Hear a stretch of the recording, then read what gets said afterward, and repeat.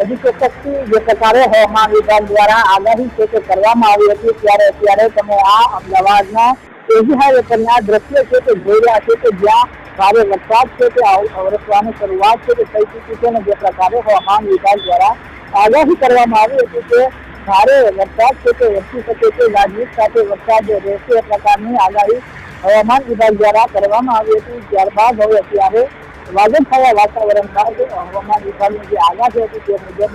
વરસાદ છે તે ગાજવીજ સાથે વરસી રહ્યો છે, ભારે પવન છે તે પણ અત્યારે જોવા મળી રહ્યું છે। વાહન ચાલકોને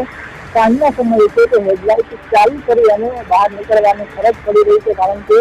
ઝીરો વિઝિબિલિટી છે તે જોવા મળી રહી છે, જેને કારણે વાહન ચાલકોની જે હેડલાઇટ છે તે પણ અત્યારે તમને ચાલુ છે તે જોવા મળશે। હવામાન વિભાગ દ્વારા આગામી 7 દિવસ રાજ્યના વિવિધ ભાગોમાં આગાહી છે તે કરવામાં આવી હતી અને ત્યાં જે પ્રકારે તમે દ્રશ્ય જોઈ શકો છો કે આ જે વરસાદનું આગમન થતા જ ત્યારે અનેક જગ્યાઓ ઉપર પાણી ભરાવાની સમસ્યા છે તે પણ જોવા મળી રહી છે। ત્યારે હવામાન વિભાગ દ્વારા જે સર્ક્યુલેશન સાયકલ છે તે સક્રિય થઈ છે, જેને કારણે આ હવામાન વિભાગે આગાહી છે તે આપી છે 7 દિવસ સુધીની, જેમાં આ તમે દ્રશ્ય એસી હાઈવે પરના અત્યારે જોઈ રહ્યા છો કે જ્યાં વરસાદનું આગમન છે તે થઈ ચૂક્યું છે। એ જ રીતે વડોદરા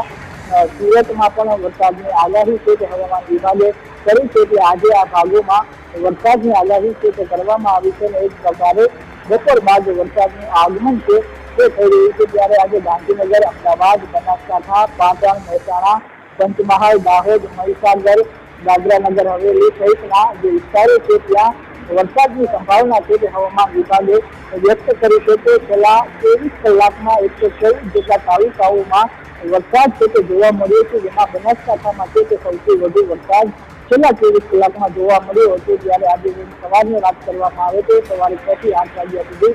રાજ્યના 7 જિલ્લાના 10 તાલુકામાં છે તે વરસાદ જોવા મળ્યો હતો અને ત્યારબાદ બપોરે હવામાન વિભાગ દ્વારા આગાહી કરવામાં આવી હતી અને તે મુજબ રાજ્યના અનેક ભાગોમાં સાંજના સમયે વરસાદની આગાહી છે તે કરવામાં આવી હતી અને આજે સુરત, નવસારી, વલસાડમાં ભારે વરસાદની આગાહી છે તે કરવામાં આવી છે। 29 તારીખના છે તો નવસારી, વલસાડ અને દાદરાનગર હવેલીમાં એટલે કે આવતીકાલે ભારે વરસાદની આગાહી કરવામાં આવી છે। એ જ રીતે 30 ગાંધીનગર, ખેડા, અમદાવાદમાં પણ ભારે વરસાદની આગાહી કરવામાં આવી છે અને અત્યારે અમદાવાદના તમામ જે મોટાભાગના વિસ્તારો છે ત્યાં ભારે વરસાદ છે તે જોવા મળી રહ્યો છે, ભારે પવન સાથે વરસાદ આગમન છે તે થયું છે।